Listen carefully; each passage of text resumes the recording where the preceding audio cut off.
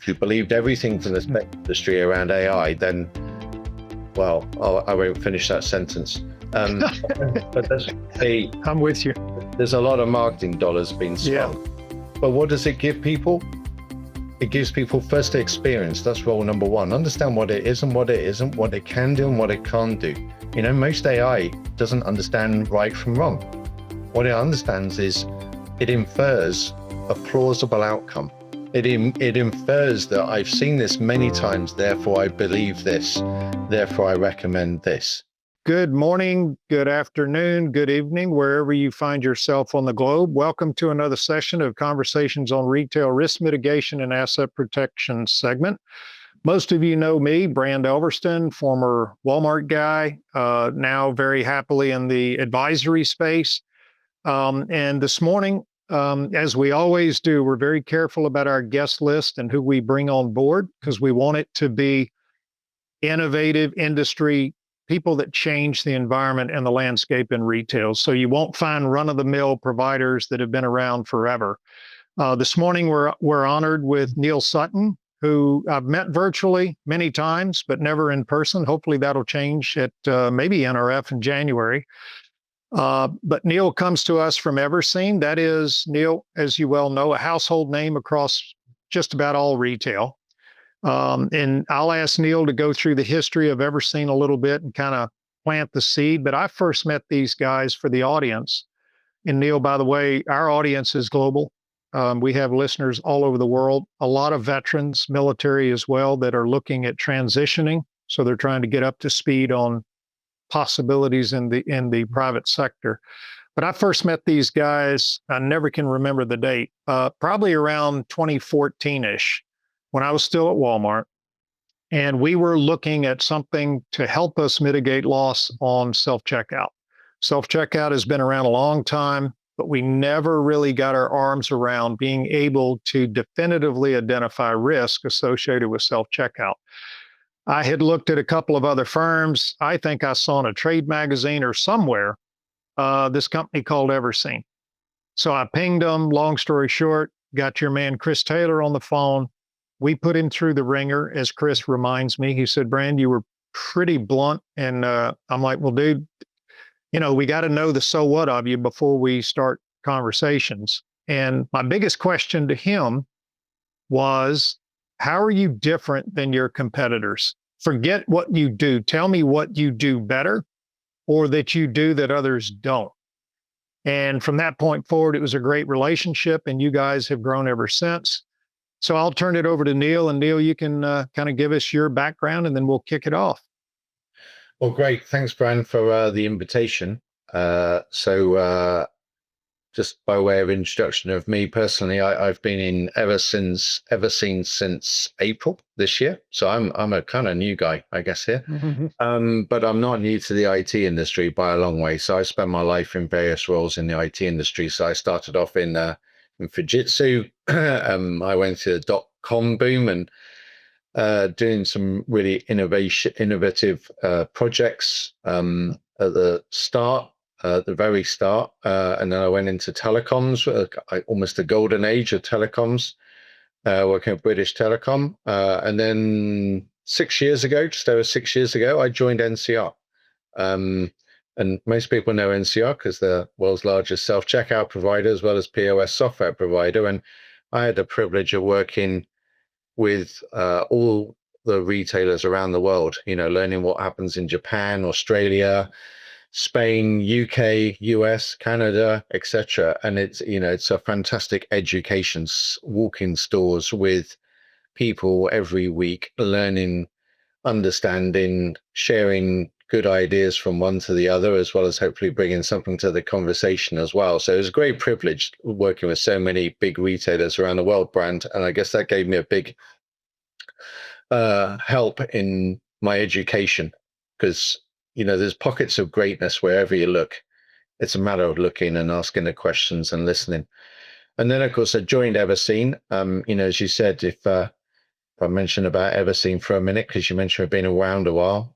Well, yeah, we've been around for, you know, over 10 years. And, you know, we've learned a lot. and we've innovated a lot, and we've had the privilege of working with some amazing customers around the world and retailers. And Alan, our founder, is an amazing inventor and creator, and he took us to this point here. And so we have a wonderful group of people here with an amazing experience.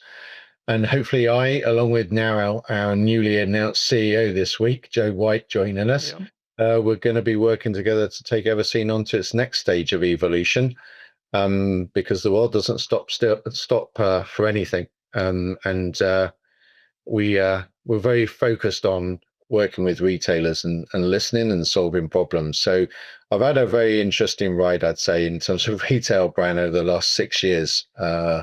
And so that's what brings me to this point. Yeah, well, welcome. And we're certainly glad to have you in the retail pocket. So aside from Everseen, it's great to have somebody with your history joining forces, because, there's a lot with retail that changes, but there's also a lot that never changes. So the principal tenants is David Glass, our CEO back in the day, and he was such a humble guy. I've forgotten, Matt would know where he was from, but anyway, just a really genuine guy. And he would always pull us down from the stratosphere sometimes in the officers' meetings. He's like, hang on a minute. And he wasn't a biz speak kind of guy. He wasn't a PowerPoint guy. He didn't even have a cell phone. And which he often reminded those in the audience why they needed a cell phone and he didn't. Is that don't never lose sight of who your core customer is.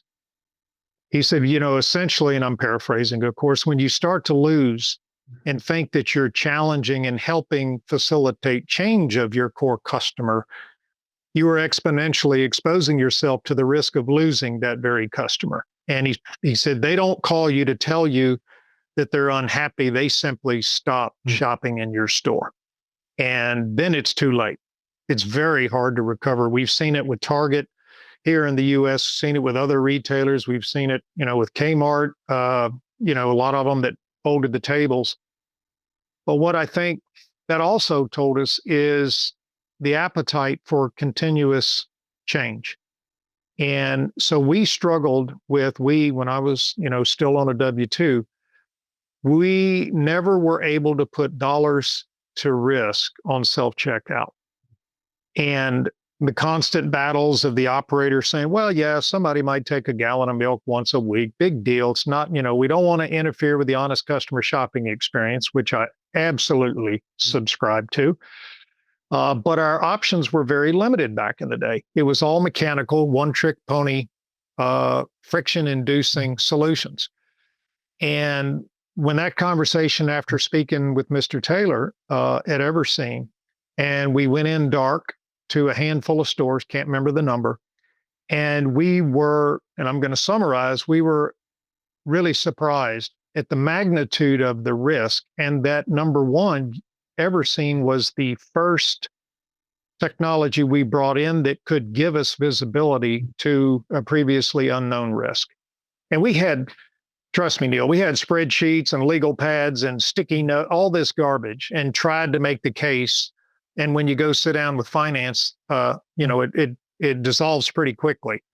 But that stopped when we brought the data from Everseen. So really, that was the advent for us to be able to say, okay, whether you believe it or not, grab a cup of coffee and come watch these videos. That's real money walking out the door. And it far exceeded what even the most pessimistic of loss prevention people thought. But I think you've touched on two key things there from Abraham, which, we're going to come on and talk about computer vision, but you touched on two key things that I've learned are compelling. One, seeing is believing. Looking at video, not pictures, not images, videos, makes all the difference in the world. Understanding shopper and shopper behavior is so critical. That's one thing. The second thing that you mentioned is the analytics. We maybe spend 60% of our time looking at the analytics and the data and the insights that it tells us. Because it's not just about whether the tech works or not. It's about how do we enable everybody to do a better job to engineer out risk and loss prevention. How do we engineer it out in the system, in the customer flow, not rely on the hardworking store staff that go into a store every day and seek to serve. Yeah.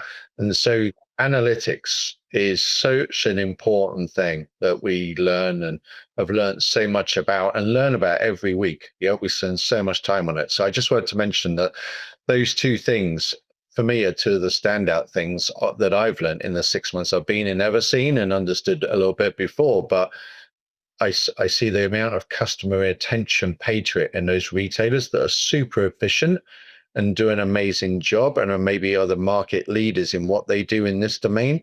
They're focused on the videos and the analytics. Yeah, and it was palpable change when that data came in, to your point, when we started looking at that. And that was the beginning of a realization of the risk of operational programs. And anybody that's been in retail for more than 20 minutes understand there is nothing you do that doesn't have some degree of risk.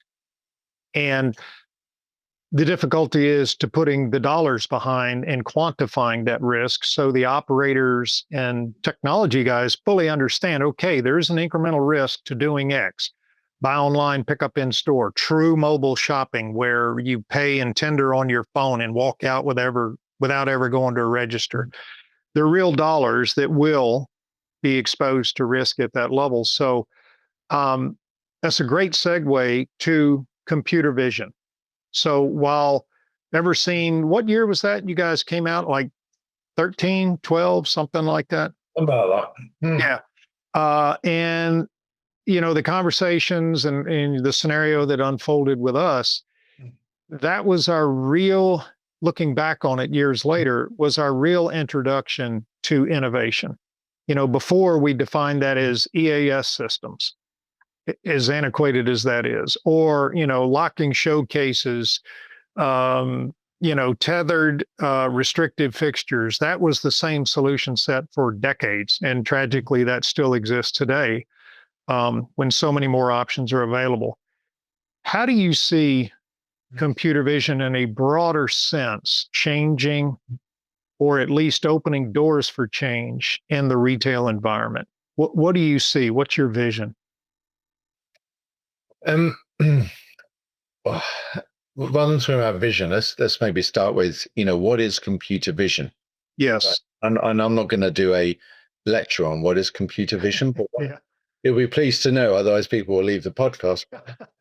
I would say is, computer vision is like a human at the end of the day in terms of the fact that it enables you to see it, interpret it, and act on it.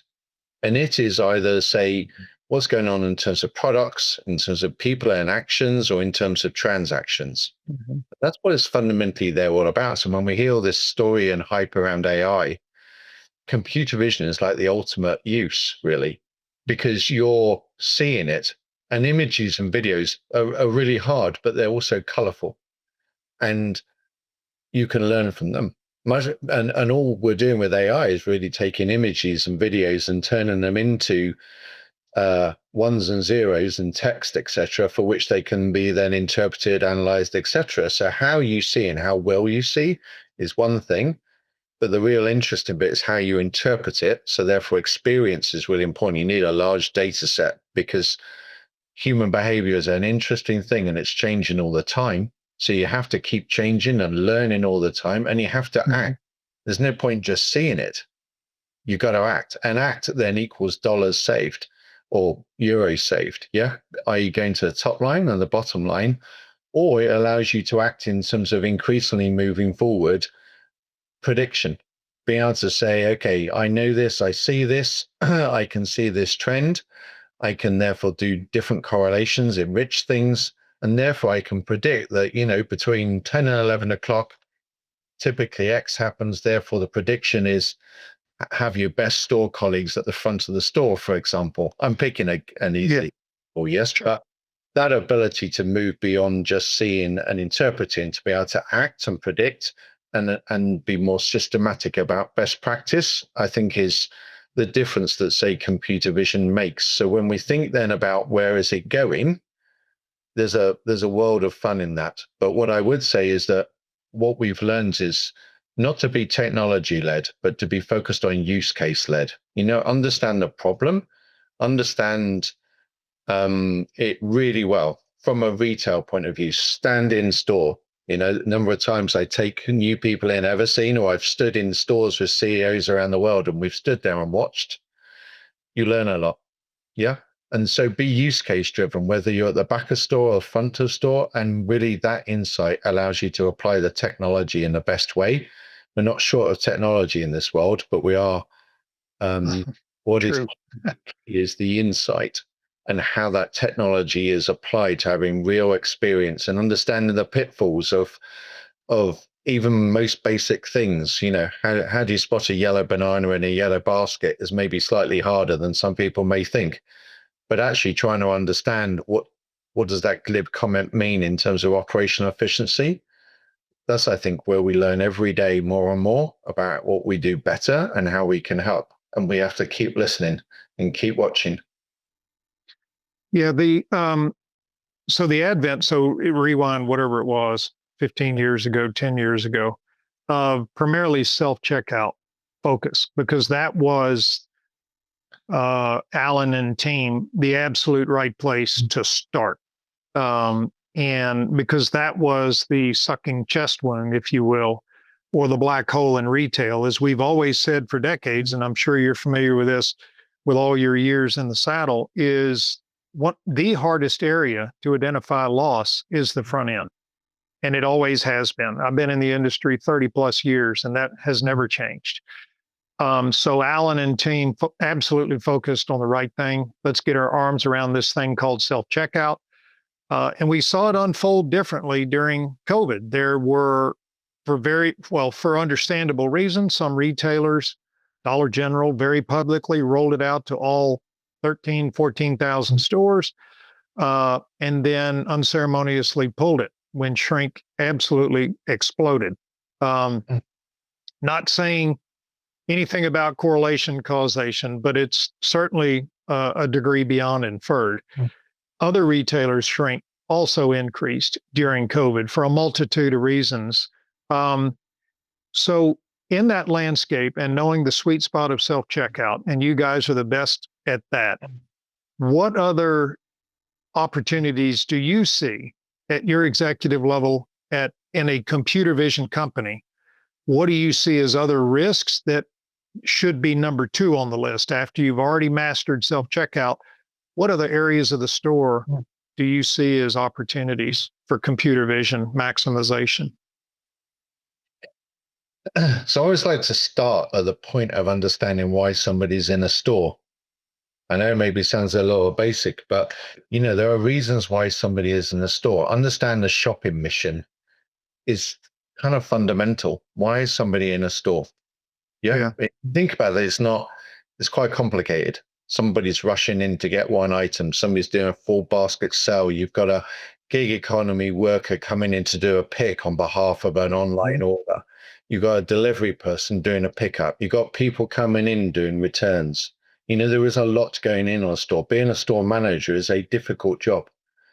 So understanding why somebody is in your store in the first place is really important, because it's about having a great experience, isn't it? Yeah, you want to have a positive store, positive working environment for either the shopper or the store colleague. So it has to feel positive and feels like it's relevant to me, whatever I'm doing there. So I think it's just worth remembering, why is somebody in the store? That's one thing. And it's changed. As you say, self-checkout has had a huge transformational change to the front end of the store. But also, I'd say there is good self-checkout and there is less good self-checkout. And it's not just about the technology. Obviously, I've come from NCR, world's leader in it, but it's so much more than just that. The user, making sure that you don't end up with frustrated shoppers. Frustration, the flow or the design or the user interface, really important. How store colleagues are trained to manage the front end of the store is super important. Yeah, because frustration plus convenience can lead to loss. I think you recognize that. And so how you make sure that it's a positive experience and that store colleagues are trained well, I think is really important. so that it feels good. And I think that's a mirror of how design works with humans, as in store colleagues, as well as technology, is really important. But I think go back to the missions about where else after this. Self-checkout is used for many things these days. Returns might be one. There are other reasons why you do it. Obviously, people use it in different scenarios. I think one of the interesting areas, which I think is still to be addressed, which I'm looking at the minute, for example, is scan and go. Scan and go's had different take up around the world. People love it, but there are different risks involved in it. The journey in some ways is great, and in some ways has got a few frustration points, either for the retailer or for the shopper. Mm-hmm. There is opportunity to improve the integrity of the way scan and go works in store. Yeah. And looking at that, I think that's an interesting area. Next, but also I'd say it's worth looking more holistically at the store. I'll make this just one point, which is, as I said, it's about flow and mission. And if you can understand digitally, like with computer vision, what's the flow? How is a shopper interacting with the store, gives you opportunity in terms of design, training, experience. But using computer vision to do that in a seamless way that improves the experience, I think there's a real opportunity to combine both things that control shrink as well as the elements that enhance the experience. And using computer vision to improve the flow and that integrity, I think is where we're going next, because it's that stores are a tough place, but there's also a real opportunity to increase revenue for retailers, isn't it? It's a real opportunity to make the most of a highly valued asset. And often, if you're just coming in and let's just say you're living alone, the store colleague that you speak to that day might be the only interaction you have. Yeah.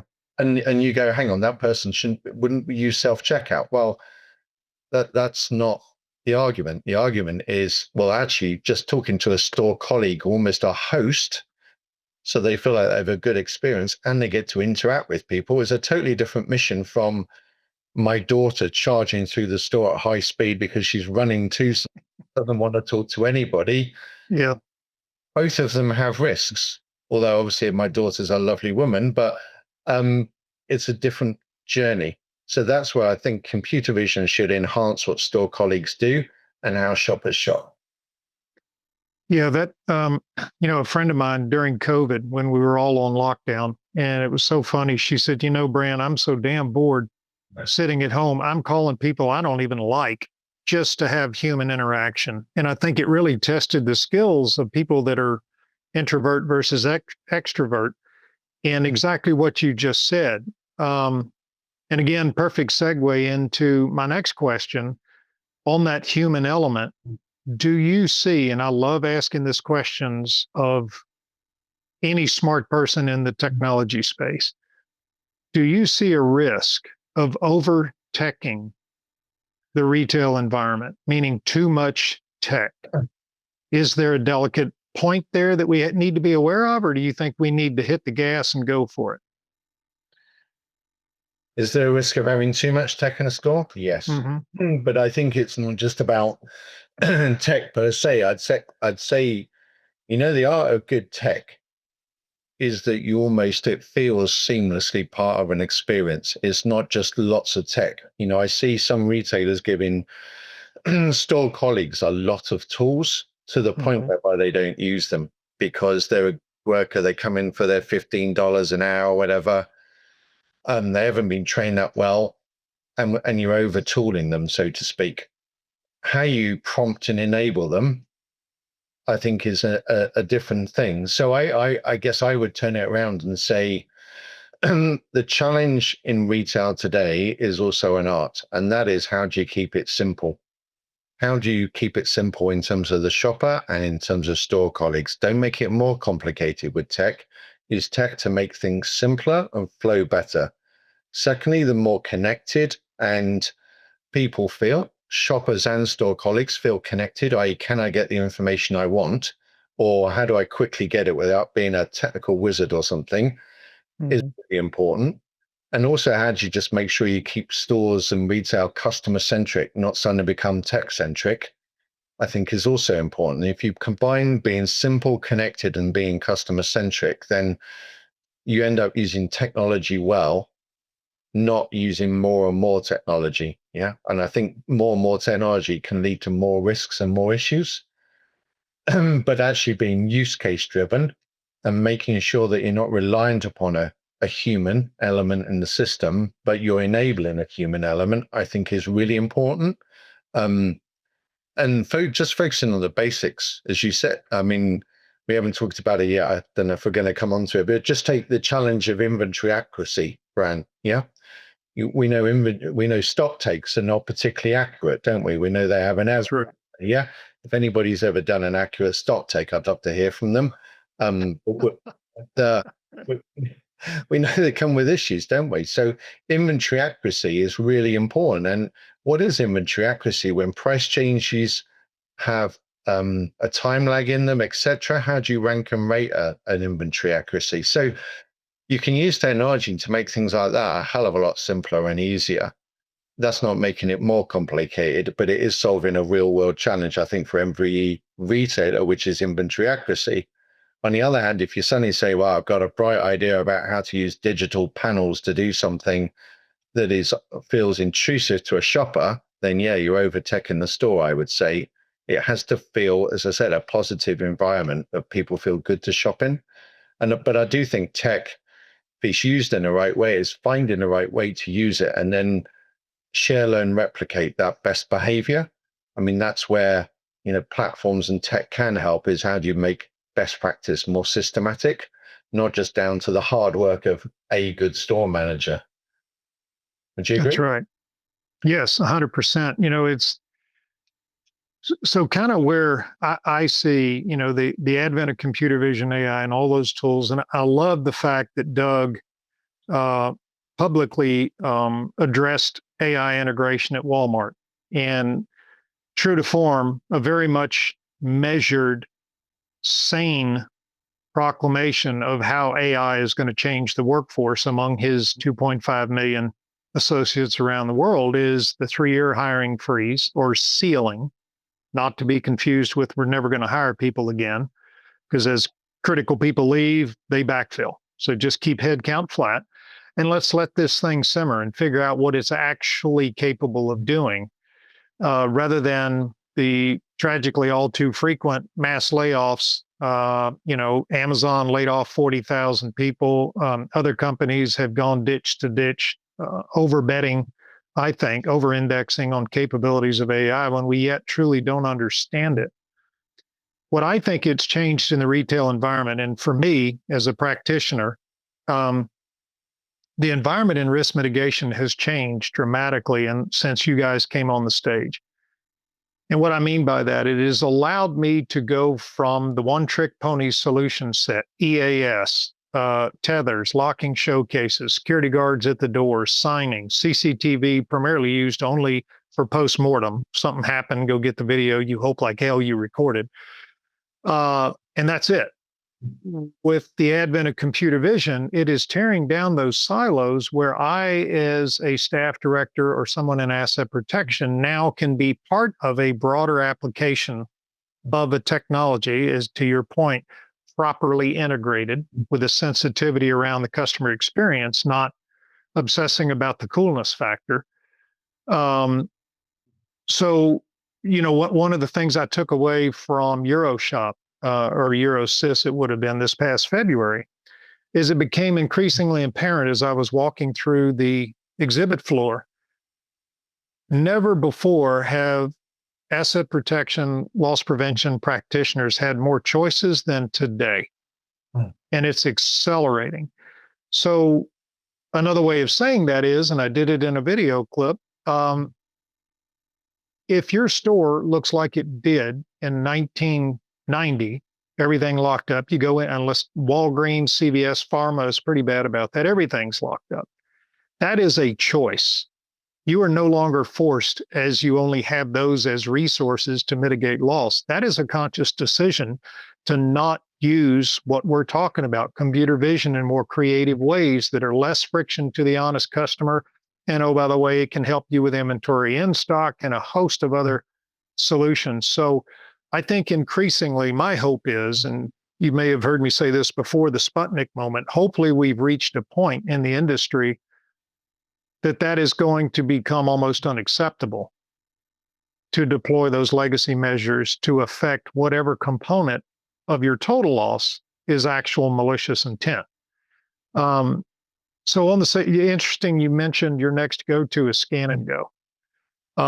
Again, very public. I'm not sharing anything that's confidential, but the main reason Walmart experimented with that and pulled it was the associated risk, which is rare in my experience. Sometimes it's like the operators are like, we're doing this, you figure out how to keep us from hemorrhaging money, but we're doing it. They pulled it because of, in the sense, and when I say Scan and Go, Neil, just for the audience's understanding, that's walk in with your smartphone, go to retailer.com, do all your shopping, scan everything on your phone, hit tender, and never engage with an associate or a piece of hardware in that store.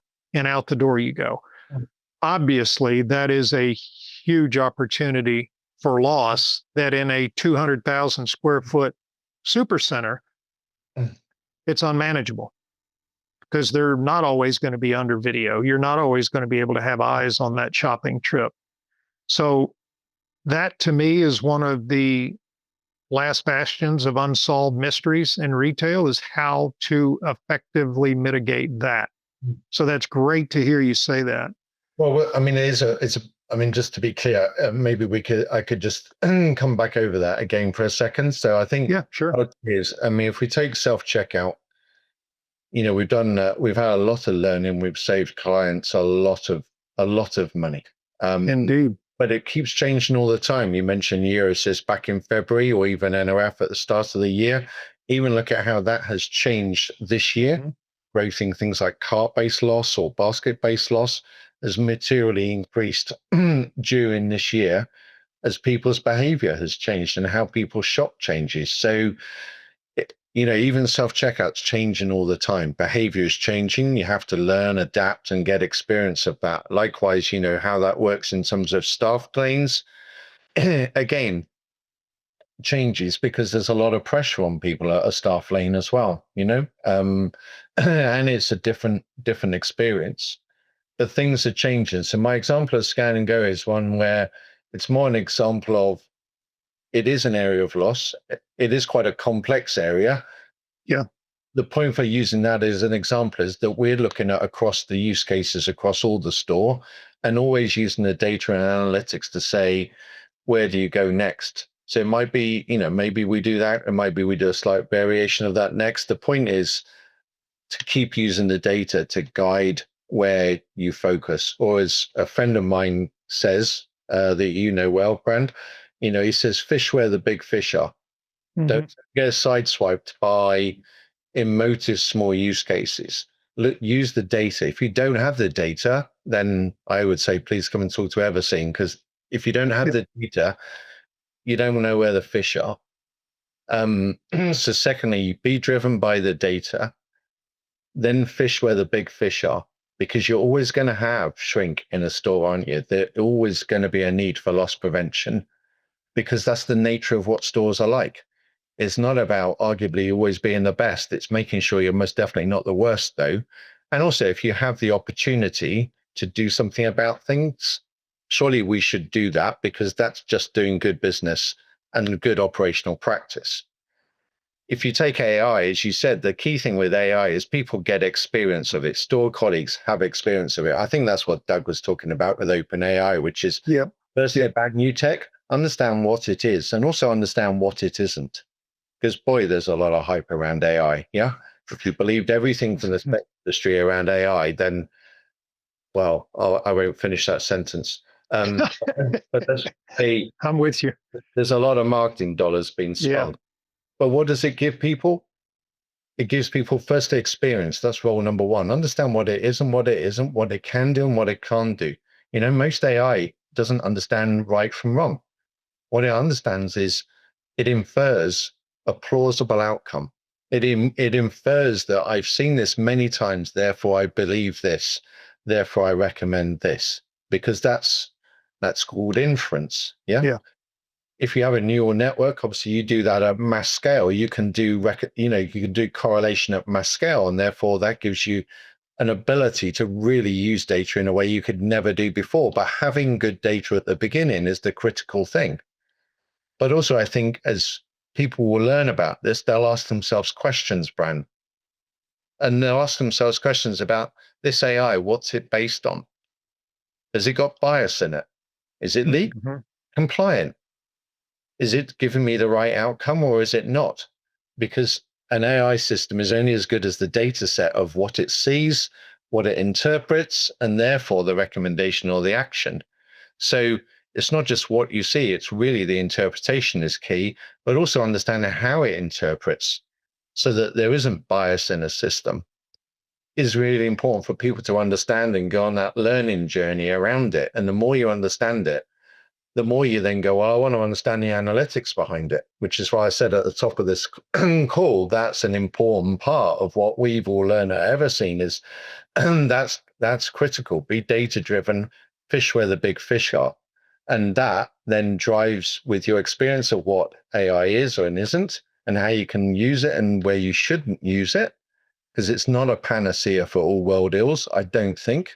Maybe you can call me a skeptic, but yeah, if I look at shrink and loss prevention, it is one of the most valued use cases, but it's solving specific use cases that we understand, and that's changing all the time. So that is, I think, proven out, and you can't trump experience, and you need experience of AI, you need experience of the data, you need experience of stores, and how you then train that out and enable it can make a world of difference to how good a store feels and how it operates. Yeah, that's a really eloquent way of a reflection of exactly how Doug McMillan sees it. Uh, I won't go as far as saying I would say he's a skeptic, but he certainly is cautiously optimistic is maybe the term to use. And I'm in the same camp with you. I'm like, wait and see. But what I do also see, and I had a very engaging conversation yesterday, podcast will come out with Cassie Brown, who, as many know, is the Vice President of Asset Protection and Safety for Walmart, and Kristen Keefe, the former Vice President of Asset Protection. And those two industry experts, and they grew up in the ranks, Neil. They're not one of those executives that have done bus stops in 38 different functions. They know what's under the covers. They know the details of the business. And we had a pretty good segment of the conversation around the best thing that computer vision is going to be able to do for us is what Everseen did umpteen years ago, give us visibility and the data to the problem. I don't know. We just know on inventory day, ledger says I should have had $1 and I counted 80 cents. Where the hell did 20 cents go? And we don't know. And that's where all the supposition and estimations and all of that gets sprinkled in. With the benefit of computer vision, it opens the opportunity. Now, as you said, computer vision is not the panacea. It's not the one thing that's going to solve all ills. So if you couple that and a defensive metric with, say, RFID shrink visibility. So knowing where did we even ever receive those items and where are they in the store or which store did it go out of at what time and in what warehouse, et cetera. You combine those two, what I sensed from their comments is they're so excited about the opportunity for knowing what has never been known, the how. We know what on inventory day, but how it happened, we don't know. And from there, we start peeling back malicious versus non-malicious loss and a total retail loss spectrum, like Dr. Adrian Beck coined the phrase, gosh, decades ago. And the first time he said that in the halls of Walmart, I can't use the language I did at the time, but I'm like, dude, that is not where our heads are. Total retail loss. But you grow, you learn. He was absolutely right. He was just ahead of his time. So I think making the problem visible in the data that you're referencing, from that, making better decisions on finite capital allocations. So I think one thing you we'll said, see. there's one thing I maybe add there to what you said, Brand, just on reflection. Sure. Those two people you just mentioned. I look forward to seeing that podcast. But they're wonderful practitioners. They have expertise of working in stores and growing up in stores and understanding retail. What I would say around computer vision and using it in a loss prevention scenario is that it's not a tech project. It really isn't a tech project. If you think it's about the tech, you're not going to get the benefit. Yep.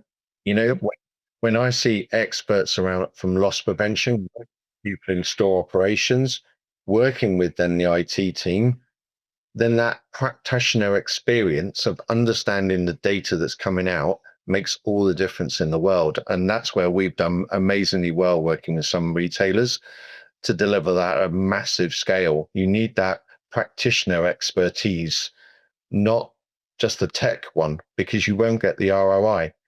You do it, then the ROI is amazing. Yeah, I mean, it's one of the computer vision in a shrink or in a loss prevention set of scenarios in a store is the most compelling business case I've ever seen in my career. Yeah.